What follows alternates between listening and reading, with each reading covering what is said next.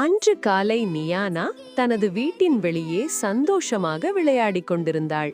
பிறகு அவள் அங்கு இருக்கும் பூக்களுக்கு இடையில் ஓடி ஆரவாரம் செய்து கொண்டிருந்தவள் பூக்களின் அருகில் அமர்ந்து அவற்றை வியந்து பார்த்து அவற்றுடன் பேசத் தொடங்கிவிட்டாள்.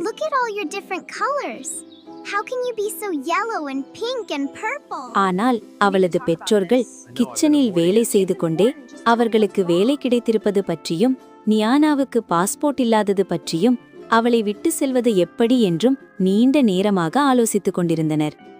நியானாவை பாட்டி வீட்டில் விட்டு செல்வதாக முடிவு செய்து பின்பு அது சரியாக இருக்கும் என்றும் நிம்மதியடைந்தனர்.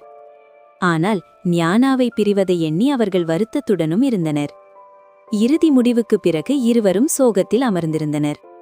நியானாவின் அம்மா அவளை பிரிவதை எண்ணி அழுது கொண்டிருந்தாள்.